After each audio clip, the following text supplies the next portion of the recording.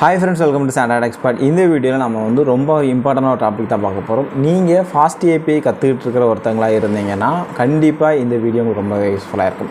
நம்ம லாஸ்ட் வீடியோல நம்ம FastAPI program எப்படி ரன் பண்ணனும் அப்படினு பார்த்திருந்தோம். அதுல பாத்தீங்க அப்படினா நம்ம ASGI சர்வர் அப்படிங்கற ஒண்ணு யூஸ் பண்ணனும் அப்படினு சொல்லிருந்தோம். ஓகேவா?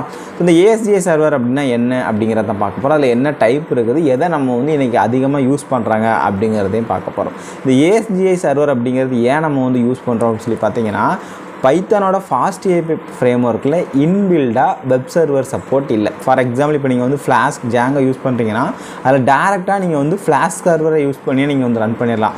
Djangoனா Django சர்வரை யூஸ் பண்ணி நீங்க Django ப்ராஜெக்ட்டை ரன் பண்ணலாம். ஆனா FastAPIல நீங்க FastAPI சர்வரை யூஸ் பண்ண முடியாது. ஏனா FastAPIல இன்பில்டா வெப் சர்வர் சப்போர்ட் இல்ல. சோ அதனால நம்ம என்ன பண்றோம்னா ASGI சர்வர்ஸ் அப்படினு சொல்ற சர்வர்ஸை நம்ம யூஸ் பண்றோம். இந்த டாக்குமெண்டேஷன் படி அதாவது ASGI டாக்குமெண்டேஷன் படி நமக்கு என்னென்ன சர்வர்ஸ்லாம் நம்ம FastAPI நம்ம யூஸ் பண்ணனும்னு சொல்லி பாத்தீங்கன்னா இன்னைக்கு அதிகமா பேசப்படுற ஒரு two main servers பாத்தீங்கன்னா ஒன்னு Hypercorn இன்னொன்னு Uvicorn அப்படினு சொல்றது. ஓகேவா?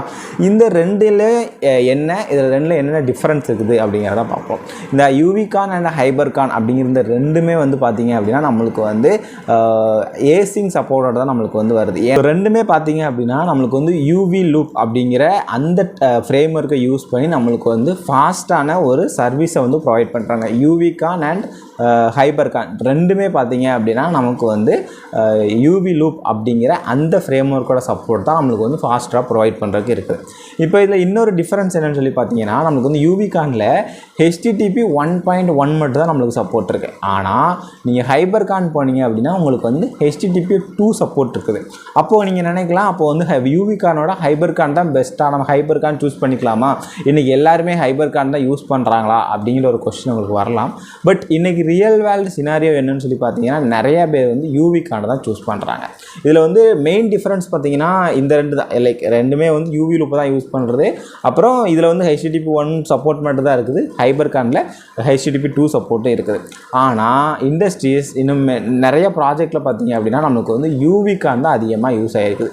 ஏன் இந்த Uvicorn யூஸ் ஆயிருக்குது அப்படி நீங்க கேட்டிங்கனா பைத்தானோட நம்ம FastAPI framework இருக்குல்ல அது ஸ்டார்லெட் அப்படிங்கற ஒரு framework யூஸ் பண்ணி தான் டிசைன் பண்ணிருக்காங்க. அந்த ஸ்டார்லெட்டோட அண்டர்லையிங்ல என்ன இருக்குதுன்னு சொல்லி பாத்தீங்கன்னா இந்த Uvicorn அப்படிங்கறது தான் இருக்குது. சோ ஆல்ரெடி FastAPIல Uvicorn இருக்குறதுனால நம்ம யூஸ் பண்ற வெப் சர்வரும் இந்த Uvicorn-ஆ இருந்ததுனா அந்த பெர்ஃபார்மன்ஸ் நமக்கு ரொம்பவே அதிகமா இருக்கும். அப்படிங்கறதனால இன்னைக்கு நிறைய பேர் Uvicorn தான் யூஸ் பண்றாங்க. அண்ட் Uvicorn தான் நமக்கு அதிகமான ஒரு ஃபாஸ்டஸ்ட் சர்வீஸும் கொடுக்குது.